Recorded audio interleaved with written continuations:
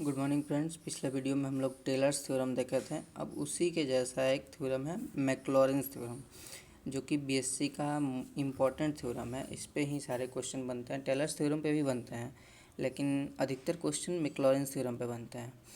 तो अगर आप लोग को टेलर्स थ्योरम कंप्लीट होगा, मतलब अच्छे से आता होगा, तो मैक्लॉरिन्स थ्योरम समझना बहुत ईजी हो जाएगा। अगर आप लोग को नहीं आता है तो पिछला वीडियो में हम लोग टेलर्स थ्योरम पढ़े थे, हम उसका लिंक डिस्क्रिप्शन में डाल देंगे, वहाँ से आप लोग देख लीजिएगा। मैक्लॉरिन्स थ्योरम क्या है कि ये इसका स्टेटमेंट है। इसका क्वेश्चन आता है state and prove the Maclaurin's theorem. ये हम लोग के एग्ज़ाम में आता है। तो ये हम लोग स्टेटमेंट लिखेंगे और इसको ये हम लोग को प्रूव जब करना होगा तो इसी चीज़ को, ये इतने सारे चीज़ को हम लोग को प्रूव करना है। ये लग बहुत हार्ड रहा होगा देखने में, लेकिन है बहुत सिंपल। तो चलिए प्रूव करते हैं। इसके प्रूविंग में कोई स्टेटमेंट नहीं लिखना है, डायरेक्ट हम लोग एज्यूम करेंगे। सपोज नहीं, लेट करते हैं, ये ज़्यादा अच्छा रहेगा। Let f of x is equal to A0। Same चीज़ है, टेलर्स थ्योरम और मैक्लॉरिन्स थ्योरम सेम चीज़ है, बस थोड़ा सा अंतर है। A0 A1x plus A2x²। आप चाहे तो इसको ब्रैकेट में ना भी लिख सकते हैं, चलेगा। और A3x³ ऐसे dot dot dot dot n time तक जाएगा, तो इसको हम लोग इक्वेशन 1 मान लेंगे। बस ये मैक्लॉरिन्स थ्योरम में क्या है कि आपको ये एज्यूम करना, लेट करने वाला रिमेंबर होना चाहिए कि हम लोग को लेट क्या करना है, ठीक है। बाकी सिंपल जैसे टेलर्स थ्योरम था, ये भी वैसे ही बनेगा। इसमें भी A0 का, A1 का, A2 का, A3 का वैल्यू फाइंड करेंगे, उसके बाद इसमें पुट कर देंगे, निकल जाएगा जो हम लोग को ये प्रूव करना है। चलिए प्रूव करते हैं। तो हम लोग पहले क्या करेंगे, इसमें हम ये जो फर्स्ट इक्वेशन में है, इसमें हम लोग x इक्वल टू 0 पुट करेंगे। इसमें x क्यों पुट कर रहे हैं, क्योंकि यहाँ पे x था और टेलर्स थ्योरम में क्या था, h था। तो उसमें h इक्वल टू पुट करते थे, यहाँ पे x है तो x इक्वल टू पुट करते हैं 0। तो यहाँ जहाँ जहाँ x है वहाँ वहाँ हम लोग 0 पुट कर देंगे, तो f ऑफ 0 हो जाएगा इज इक्वल टू, ये 0 ऑलरेडी है, मतलब इसमें x है नहीं तो कहीं पुट होगा नहीं, ये एज इट इज़ रह जाएगा। प्लस इसमें भी x है, इसमें भी x है, इसमें भी x है, आगे जितना भी आएंगे उसमें भी x होंगे। तो किसी चीज़ में अगर मल्टीप्लाई में 0 पुट करेंगे तो वो पूरा 0 हो जाएगा, यानी ये सब जितना भी पार्ट होगा ये सब ख़त्म हो जाएगा। तो यहाँ से हम लोग का A0 का वैल्यू निकल गया f ऑफ 0। ये हम लोग का A0 का वैल्यू निकल गया। ऐसा ही सेम टेलर्स थ्योरम में था, बस वहाँ पे x की जगह पे h हुआ करता था। अब उसी तरह फिर से टेलर्स थ्योरम जैसा ही करेंगे, इसको डिफ्रेंशिएट करेंगे। किसको डिफ्रेंशिएट करेंगे, इक्वेशन 1 को। Differentiate equation 1 with respect to, वहाँ पे h करते थे, यहाँ पे x करेंगे। क्यों x करेंगे, क्योंकि यहाँ पे x है और वहाँ पे हर टाइम h हुआ करता था। तो इसको हम लोग डिफ्रेंशिएट करेंगे तो क्या होगा, f' इज इक्वल टू, ये कांस्टेंट है, कांस्टेंट का हमेशा 0 होता है जब वो मल्टीप्लाई में नहीं रहता है तब। इसका डिफ्रेंशिएट करेंगे तो क्या होगा, A1 हो जाएगा और x का 1 होता है तो A1 रह जाएगा। A2 कांस्टेंट, मल्टीप्लाई में तो सेम एज इट इज़ रहेगा, और A² का x⁴, ये वाला फार्मूला अप्लाई होगा, n बाहर आएगा, n-1 हो जाएगा। ये फार्मूला तो सबसे ईजी था, मतलब सबसे पहला फार्मूला ही था और ये लास्ट तक चलता है क्योंकि ये सबसे ईजी हो जाता है। तो फिर इसका हम लोग डिफ्रेंशिएशन कर रहे थे तो x² का फॉर्मूला फिर वहीं 2 सामने आएगा, x के पावर में -1, तो 2 - 1 1 हो गया, तो 1 लिखना जरूरी है नहीं। उसके बाद A3 का डिफ्रेंशिएशन करेंगे तो A3 कांस्टेंट और x³ का हो जाएगा 3x²। इसको हम लोग इक्वेशन 2 सपोज कर लेते हैं।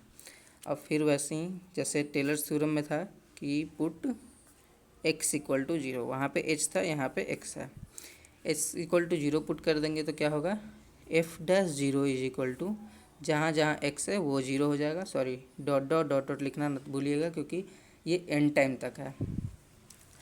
तो x 0 पुट करेंगे तो ये सारे जो टर्म हैं सारे 0 हो जाएंगे, बचेगा क्या, A1 बचेगा। तो यहाँ से हम लोग A1 का भी वैल्यू निकल गया। यहाँ से देखिए f0 अगर A1 इसमें पुट कर दे तो ये आया, वैसे ही A1 का वैल्यू यहाँ पुट करेंगे तो आएगा। करते जाएंगे समझ में आएगा। जैसे 2 टर्म निकाले, अब ऐसे ही हम लोग को A2 का भी वैल्यू निकालना है और A3 का निकालना है। तो A2 का वैल्यू निकालने के लिए हम लोग इसको फिर से डिफ्रेंशिएट कर देंगे इक्वेशन 2 को। तो लिखेंगे differentiate equation 2 with respect to x. इतना लिखना पड़ेगा, ये 1-2 लाइन, क्योंकि मार्क्स इसी पे मिलता है, वर्ड पे भी मार्क्स मिलता है। तो ये हम लोग इसका अब डिफ्रेंशिएट करेंगे। तो डिफ्रेंशिएट करेंगे तो एफ डबल डैश एक्स हो जाएगा, क्योंकि दूसरी बार डिफ्रेंशिएट कर रहे हैं। एक बार डिफ्रेंशिएट हुआ था तो एफ डैश एक्स हुआ था, और दूसरी बारी होगा तो एफ डबल डैश एक्स हो जाएगा। ये कांस्टेंट है, कांस्टेंट का डिफरेंशिएशन 0 होता है। अब इसका डिफ्रेंशिएशन करेंगे तो एक्स का 1 हो गया, यानी 2A2 हो गया। इसका डिफ्रेंशिएशन करेंगे तो A3 इंटू 3 इंटू 2, और 2 ये सामने आया तो एक्स का -1 2 -1 यानी एक्स रह गया। ये हो गया एफ डबल डैश एक्स हो गया। अब इसको डॉट डॉट करके हम लोग इक्वेशन 3 मान लेंगे। ये इक्वेशन 1 था, ये 2 था, ये 3 था। अब इसके बाद हम लोग सेम चीज़ वही put x equal to 0, put x equal to 0 put करेंगे। तो ये देखते हैं कहाँ 0 पुट करना है। तो एफ डबल डैश एक्स में 0 पुट करेंगे तो एफ डबल डैश 0 ही रहेगा, और इसमें एक्स है और इसके बाद वाले टर्म में भी एक्स होगा, तो सारे 0, यानी बचेगा क्या 2A2। F double dash 0 equal to 2A2 बचेगा। जब हम लोग एक्स के जगह पे 0 पुट कर देंगे तो एक्स इक्वल टू 2A2 बचेगा। तो इसको हम लोग ऐसे लिख सकते हैं 2A2 is equal to f double dash x. कुछ किए नहीं है, बस इसको इधर लिख दिए और इसको इधर लिख दिए हैं। और फिर A2 यहाँ पे ये जो 2 मल्टीप्लाई में है, इसको हम लोग डिवाइड में डाल देते हैं, क्योंकि हम लोग को A2 का वैल्यू चाहिए, 2A2 का वैल्यू नहीं चाहिए। तो और इसको हम लोग एक लाइन ऐसे लिख देते हैं। फैक्टोरियल में क्यों डाले, 2 ही तो लिख सकते थे, इसलिए डाले क्योंकि हम लोग का जो प्रूव करना है वो फैक्टोरियल में प्रूव करना है, और यहाँ पे फैक्टोरियल आ सकता है, इसलिए हम इसको फैक्टोरियल में डाले हैं। और ये अपना हो गया एफ डबल डैश एक्स। यहाँ से निकल गया A2 का वैल्यू। अब हम लोग को अब क्या बचा, 2 टर्म निकाल लिए हम लोग, A0 निकाल लिए, A1 निकाल लिए, A2 निकाल लिए। अब बचा क्या, A3 निकालना है। तो A3 के लिए हम लोग इक्वेशन 3 को डिफ्रेंशिएट करेंगे। तो लिखेंगे डिफ्रेंशिएट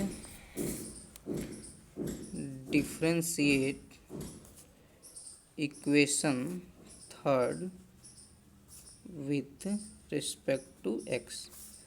तो वहाँ पे एफ डबल डैश एक्स था, तो अब एफ ट्रिपल डैश एक्स हो जाएगा। अब इसको डिफ्रेंशिएट करेंगे, यहाँ समझिएगा, ये कांस्टेंट 0 और इसके बाद वाला टर्म डॉट डॉट में चला जाएगा, और एक्स का डिफ्रेंशिएशन 1 होता है। तो बचेगा क्या, f triple dash x equal to, एक बार और डिफ्रेंशिएट कर रहे हैं ना, तो ये ट्रिपल डैश एक्स हो जाएगा, और ये कांस्टेंट 0 हो जाएगा।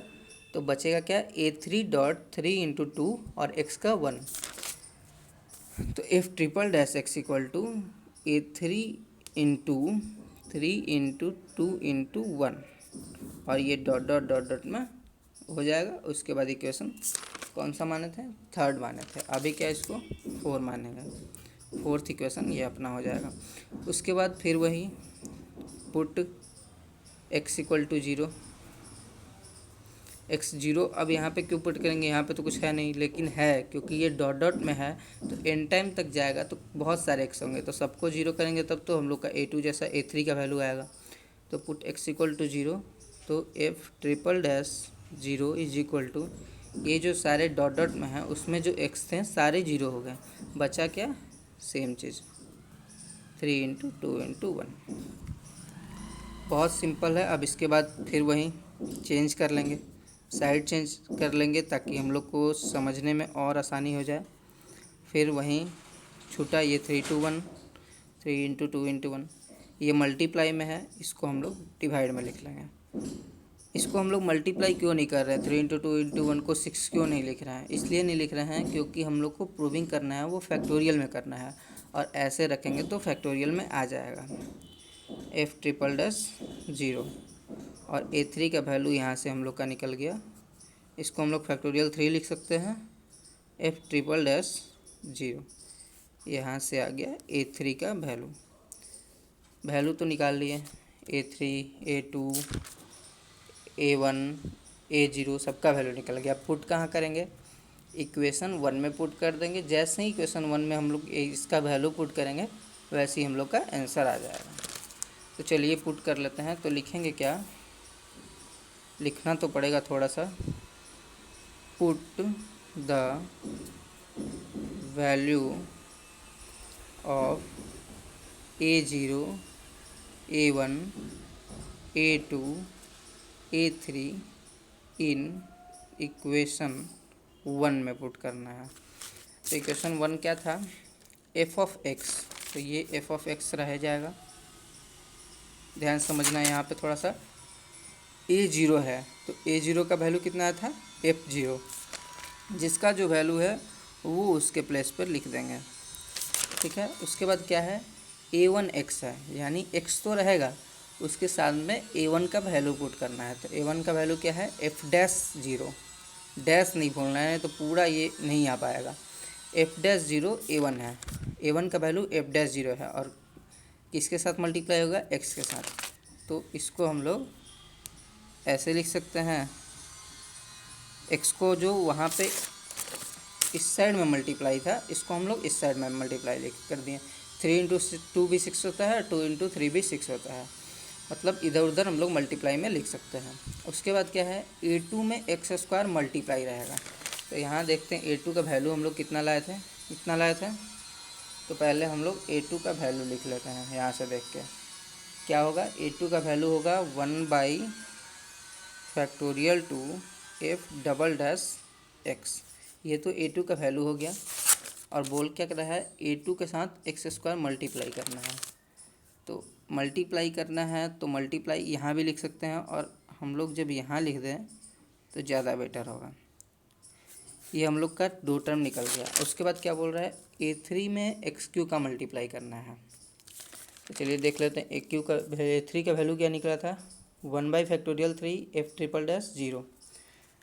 तो 1/3 f'(x)(0), यहाँ 0 होगा।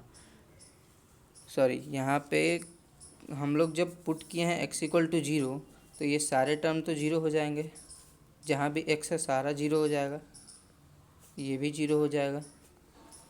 तो A2 का वैल्यू भी 1/2 f'(0) हो जाएगा, जो कि यहाँ पे हम लिखे हुए हैं।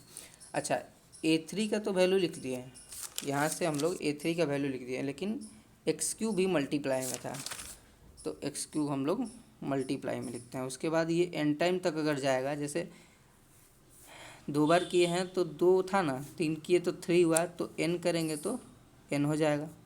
2 टाइम्स किए थे तो ये फैक्टोरियल 2 था, फैक्टोरियल 3 था, वैसे ही अगर n टाइम तक करेंगे हम लोग तो फैक्टोरियल n होगा और ये हो जाएगा 0।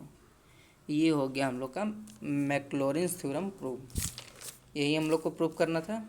देख लीजिए, पहले क्या किया है, ये एक एज्यूम किए हैं, लेट किए हैं। ये चीज़ अगर आपको रिमेंबर रहा तो सिंपल है, बस 0 पुट करना है, फिर वापस डिफ्रेंशिएट, फिर उसको 0, फिर जो आएगा मतलब उसको फिर डिफ्रेंशिएट 0।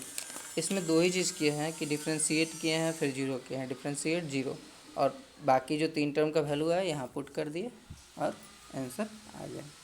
यहाँ पे मैक्लॉरिन्स थ्योरम कंप्लीट होता है। उसके बाद हम लोग मैक्लॉरिन्स थ्योरम और टेलर्स थ्योरम से जो क्वेश्चन बनेंगे उसका हम लोग बेसिक क्वेश्चन सब देखेंगे नेक्स्ट वीडियो से। Thank you.